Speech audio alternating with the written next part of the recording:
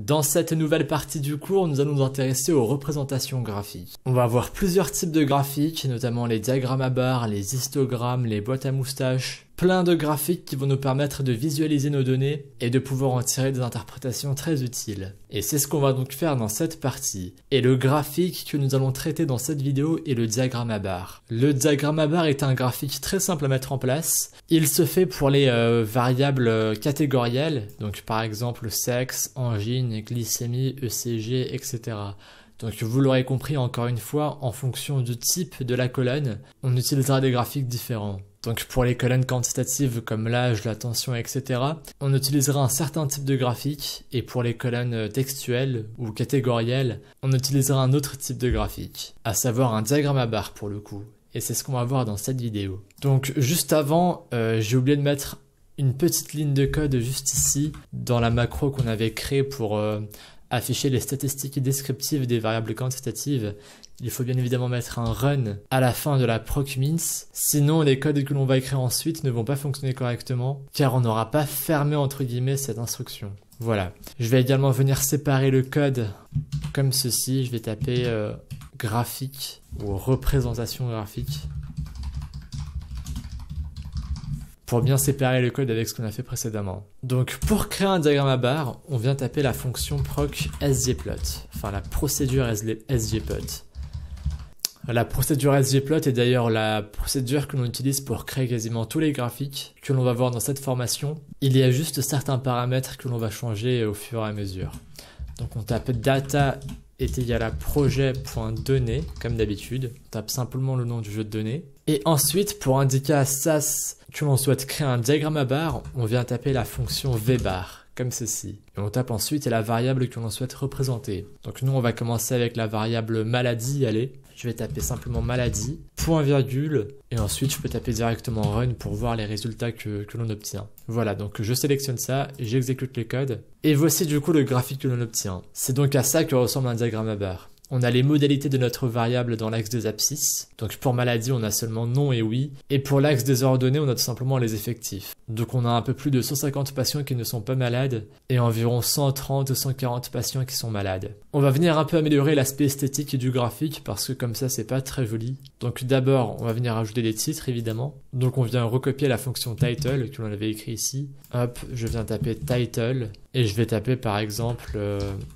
répartition des patients de la population selon la variable maladie. Je peux également reprendre la ligne footnote pour ajouter, pour indiquer dans le graphique la source d'où proviennent les données. Voilà, très bien. Alors ensuite, une autre modification que l'on peut venir faire, c'est qu'on peut voir que ici c'est écrit fréquence pour l'axe des ordonnées. C'est en fait une erreur de traduction de la part de SAS. C'est un logiciel, c'est un langage de programmation américain à la base. Et je pense que les personnes qui sont occupées de traduire SAS en français sont trompées, puisque les fréquences, normalement, c'est les effectifs divisés par l'effectif total, ce qui n'est pas le cas ici. Donc on va venir remplacer fréquence par effectif, tout simplement. Donc pour cela, on vient taper la fonction y-axis label.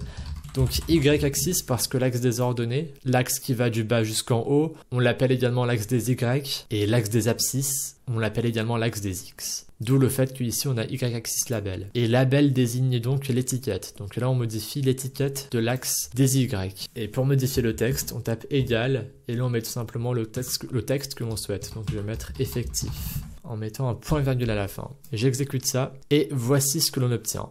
Très bien. Alors on va continuer de faire quelques modifications que je vais vous montrer. Tout d'abord, on va venir dans la ligne vbar, on va rajouter un slash comme ceci, et on va taper data label. Vous allez voir ce qu'on va obtenir. J'exécute ça, hop, et on peut voir que du coup on a l'effectif précis qui est affiché en haut des barres. Donc c'est quand même beaucoup plus lisible. On a donc bien effectivement 160 patients qui ne sont pas malades et 137 patients qui le sont. Ensuite, on peut venir modifier la couleur des barres. Personnellement, je trouve que le bleu clair là n'est pas très joli à voir, donc je peux venir simplement taper le paramètre fill attrs comme ceci, égal, j'ouvre des parenthèses, color est égal à, et là en fait je vais venir utiliser une palette de couleurs de SAS pour modifier les couleurs. J'ai noté une palette de mon côté, Big B comme ceci, Je ferme les parenthèses, je vais exécuter ça et je vais vous montrer ce qu'on obtient. Voilà, donc là on peut voir que la couleur a changé. On a mis un bleu plus foncé. En fait, le Big B que l'on a écrit, c'est une couleur de SAS qui est directement intégrée dans le langage de programmation et que l'on peut venir utiliser dans notre code pour modifier la couleur d'un graphique, d'une colonne, d'une barre. Si vous souhaitez retrouver toutes les couleurs de SAS, on peut simplement venir sur Google, taper SAS Colors.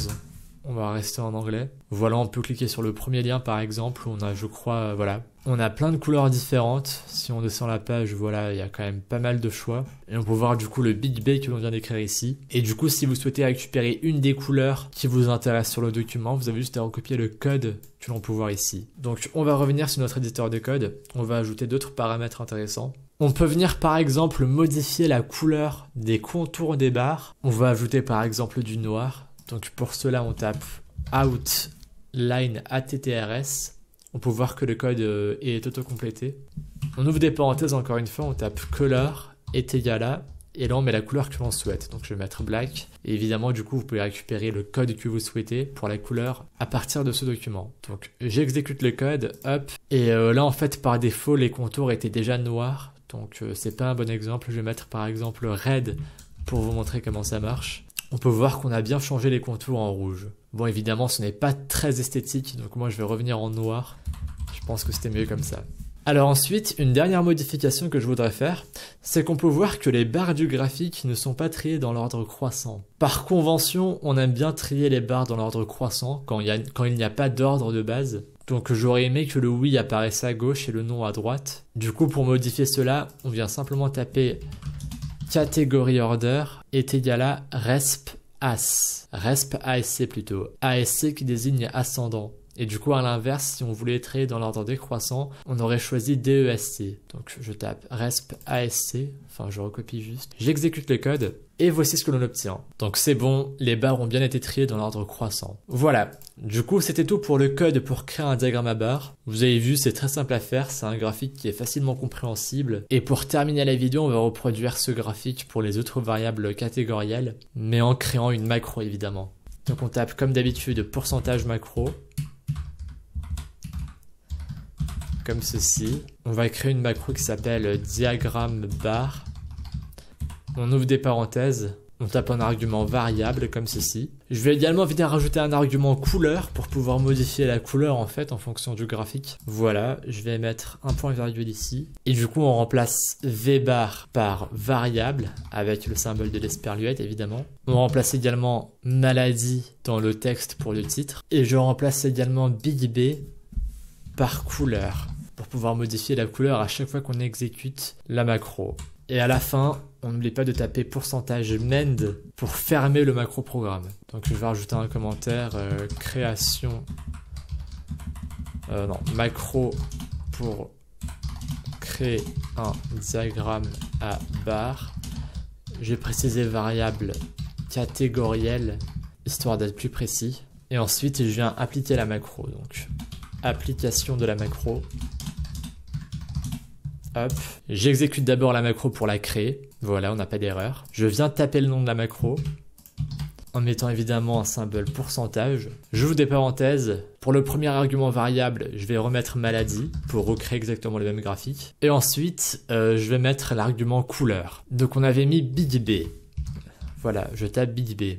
Et pourquoi est-ce que je mets ça à l'intérieur d'une chaîne de caractères? Tout simplement parce que tout à l'heure, pour mettre la couleur, on avait écrit ça comme ça. Big B. De la même manière que l'on l'a fait pour le paramètre outline attrs. On n'avait pas écrit Big B comme ça, quoi. D'où le fait qu'on remet également des chaînes de caractères ici dans l'application de la macro. Donc là, je vais remettre et je vais exécuter pour être sûr que j'ai pas fait une bêtise. Voilà. Et du coup, si je viens réexécuter cette macro, hop, on retrouve bien le graphique que l'on avait tout à l'heure. Donc je vais faire la même chose avec deux autres variables catégorielles. J'avais oublié un petit point virgule ici, il ne faut pas l'oublier. Je recopie le code, hop. Je vais faire la même chose avec la variable sexe et la variable engine. Et je vais juste venir modifier la couleur. Donc pour le sexe, je peux mettre... allez, je vais mettre du rose, tiens, pink, pour voir ce que ça donne. Donc je tape pink. Et pour la variable engine, il y a une autre palette que je trouve jolie. c'est VIPK, comme ceci. Je vais exécuter les 3 diagrammes à barres, et voici ce que l'on obtient. Donc le premier graphique, on l'a déjà vu. On peut voir qu'on a créé un deuxième graphique, un diagramme à barres pour la variable sexe. Donc comme on l'avait vu dans les précédentes vidéos, on a beaucoup plus d'hommes que de femmes, chose que l'on savait déjà. Et ensuite, on a créé un dernier diagramme à barres pour la variable angine, où voilà, on peut voir que les patients qui sont asymptomatiques sont beaucoup plus représentés, suivis des patients qui ont des douleurs non angineuses, puis des patients qui ont une angine instable, et enfin des patients qui ont une angine stable, mais qui sont en grande minorité dans le tableau de données. Et d'ailleurs ici c'est bien pratique que les colonnes soient triées dans l'ordre croissant, puisque si on n'avait pas ajouté le paramètre catégorie order, eh bien on aurait eu des barres qui sont placées un peu aléatoirement. Je peux vous montrer ce que ça donne, hein. Par exemple si je supprime ça, hop, je vais le remettre ensuite, hein. Ne faites pas comme moi, hop, j'exécute ça, et voilà, cette fois-ci on peut voir que les barres du coup sont placées un peu aléatoirement. Bon, pas vraiment en réalité, ils sont placés par ordre alphabétique, mais voilà, visuellement c'est un peu moins beau à voir, c'est mieux quand c'est trié dans l'ordre croissant ou décroissant. Donc je vais remettre mon code, hop, je réexécute pour être sûr que je n'ai rien cassé. Et voilà, c'est bon, on n'a pas d'erreur, on a bien nos graphiques. Très bien. Voilà, du coup là on a appliqué la macro pour 3 variables catégorielles, mais encore une fois vous pouvez appliquer ça pour toutes les autres variables catégorielles de l'étude. Faut savoir que les diagrammes à barres sont parmi les graphiques les plus utilisés dans le monde, avec les histogrammes. Et il arrivera forcément un moment où vous devrez représenter des variables catégorielles. Et donc pour cela, je ne peux que vous recommander de créer des diagrammes à barres.